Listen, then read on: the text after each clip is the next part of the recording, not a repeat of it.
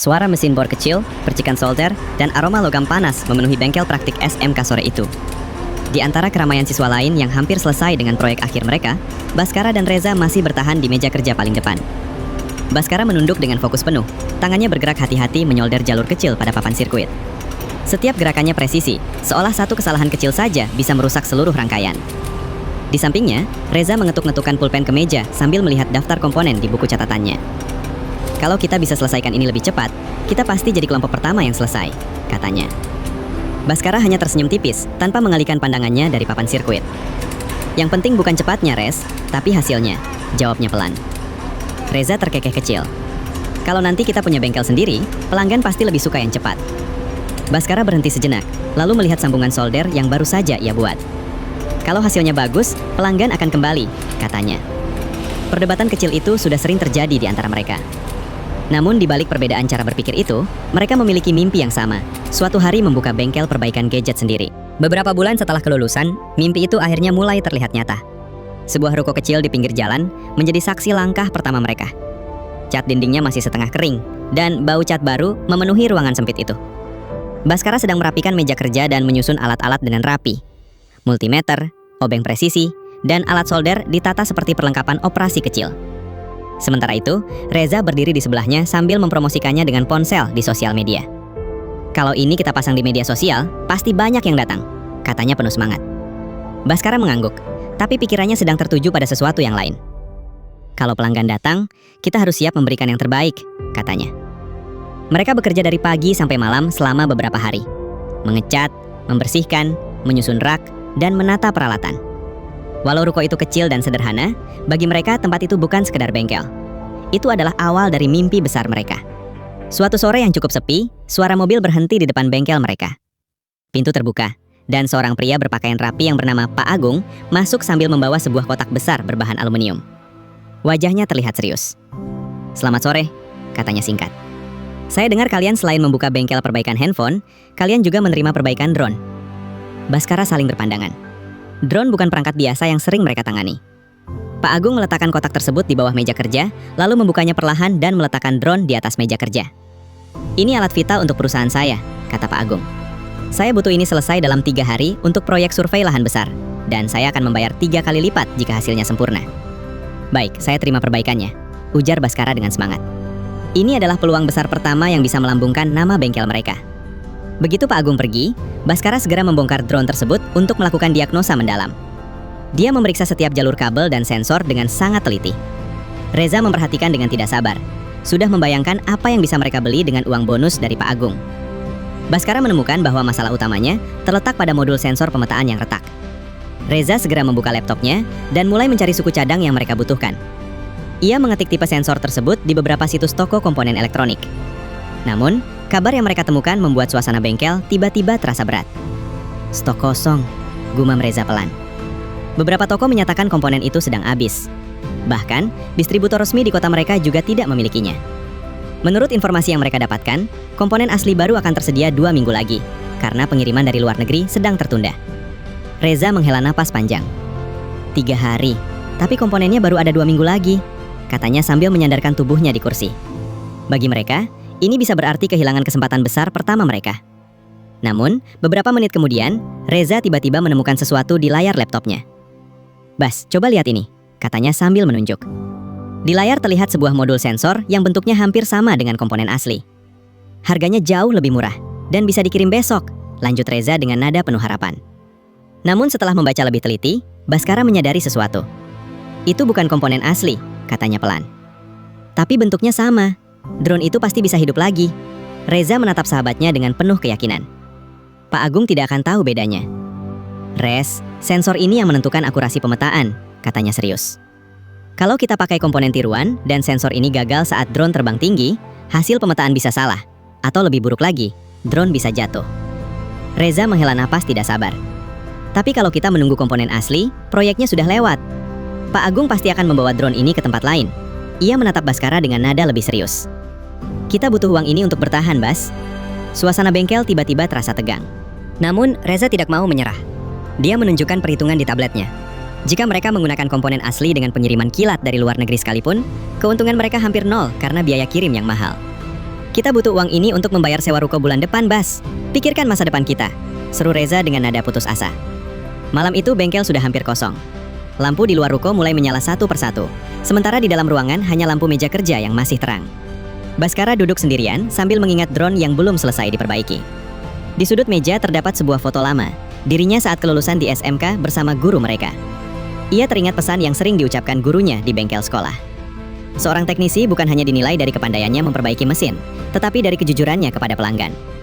Baskara menatap kembali drone di hadapannya. Ia tahu keputusan yang akan diambil besok tidak mudah. Namun jauh di dalam hatinya, ia juga tahu satu hal pasti. Pelanggan jauh lebih berharga daripada keuntungan sesaat. Keesokan paginya, Baskara mengambil keputusan yang sulit namun tegas. Dia mengambil telepon genggamnya dan mencari nomor Pak Agung. Integritas kita lebih mahal daripada keuntungan satu proyek, Res. Tegasnya pada Reza yang baru saja tiba. Baskara tahu dia mungkin akan dimarahi atau kehilangan pelanggan besar, tapi hatinya merasa lebih tenang dengan kejujuran. Beberapa detik kemudian telepon tersambung. Baskara menjelaskan kondisi drone tersebut dengan jujur, bahwa sensor pemetaan rusak dan komponen aslinya sulit ditemukan dalam waktu 3 hari, serta menjelaskan apa yang terjadi pada hari kemarin. Kalau begitu saya besok sore akan mengambilnya kembali. Di ujung telepon, Pak Agung terdiam cukup lama mendengar penjelasan jujur Baskara. Di ruang kerjanya yang mewah, Pak Agung mengamati jadwal proyeknya yang padat. Dia merasa kecewa karena keterlambatan ini akan mengganggu rencananya. Namun di sisi lain, dia terkejut karena ada pengusaha muda yang mau jujur mengenai kualitas suku cadang yang langka. Setelah menutup telepon, Reza tampak sangat lesu. Dia duduk di kursi kerja sambil menopang dagu, menatap rak-rak suku cadang yang hampir kosong. Habis sudah, Bas? Pelanggan besar pertama kita pasti akan pergi dan tidak akan pernah kembali lagi. Kita baru saja membuang kesempatan emas demi sebuah prinsip. Keluh Reza dengan nada kecewa. Namun, Baskara tidak menyerah begitu saja. Dia membuka buku alamat lamanya dan mulai menghubungi jaringan teman-teman SMK-nya dari berbagai kota. Dia berharap ada salah satu dari mereka yang memiliki stok modul asli yang tersisa di gudang sekolah atau bengkel tempat mereka magang dulu. Baginya, solusi harus dicari tanpa mengorbankan etika.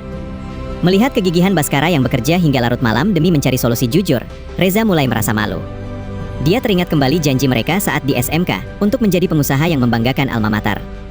Reza mendekati Baskara. Maafkan aku, Bas. Kau benar, biar aku yang membantu mencari ke kota sebelah. Aku ingat ada teman magangku yang bekerja di distributor besar.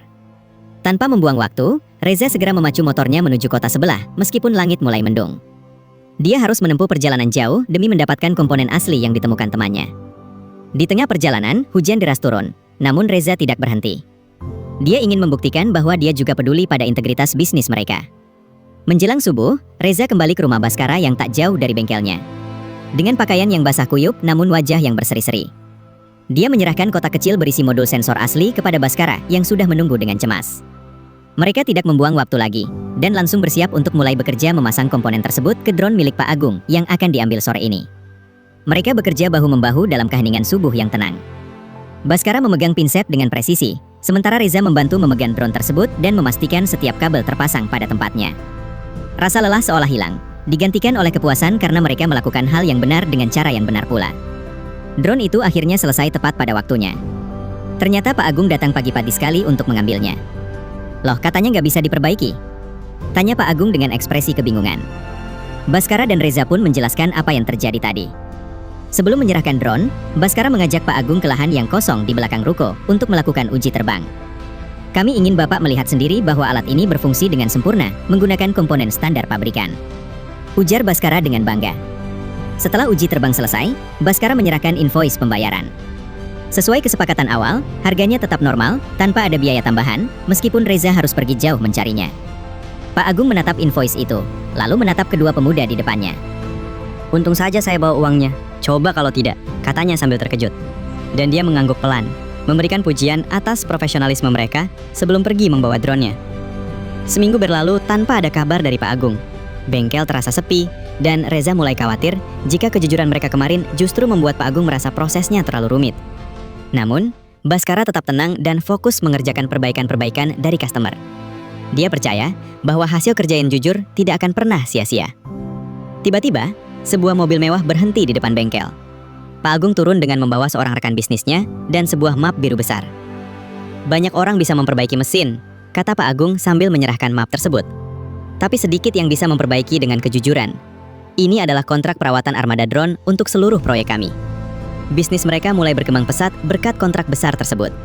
Karena beban kerja meningkat, mereka memutuskan untuk merekrut seorang adik kelas dari SMK mereka sebagai tenaga magang bernama Dika. Dia terlihat pendek, namun dia sangat pintar. Reza, yang kini sangat menjunjung tinggi integritas, mengajarkan kepada Dika bahwa kejujuran adalah aturan nomor 1 di Bengkel Sinergi. Kini, Bengkel Sinergi telah dikenal luas sebagai tempat perbaikan paling terpercaya di kota itu. Mereka berhasil membeli peralatan terbaru yang lebih modern. Baskara dan Reza menyadari bahwa dalam dunia bisnis, reputasi adalah mata uang yang paling berharga. Mereka membuktikan bahwa lulusan SMK memiliki karakter yang tak tergoyahkan. Suatu hari, mereka diundang kembali ke sekolah asal mereka untuk berbagi cerita sukses. Baskara berdiri di depan kelas yang dulu pernah menjadi tempatnya belajar, didampingi oleh Ibu Retno, guru yang dulu menginspirasi mereka. Di akhir cerita, Baskara memberikan pesan kepada murid-murid. Keterampilan akan membawamu ke pintu peluang, tapi integritaslah yang akan menjagamu tetap di sana. Matahari terbenam di ufuk barat saat Baskara dan Reza menutup bengkel mereka. Mereka pulang dengan langkah ringan, tahu bahwa setiap rupiah yang mereka hasilkan berasal dari kerja keras yang jujur. Kilau solder di bengkel mereka bukan sekedar sambungan logam, melainkan cerminan hati yang tulus dalam berkarya.